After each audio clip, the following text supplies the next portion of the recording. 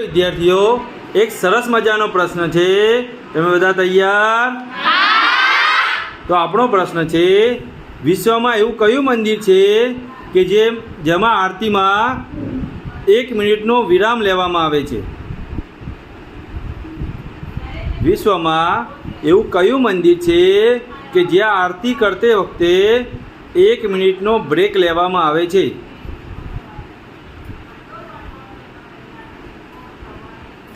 बोलो मितभाई। सोमनाथ मंदिर। फोटो जाओ जी बेटा। बोलो। जगन्नाथ मंदिर। फोटो जाओ बेटा। बोलो बेटा।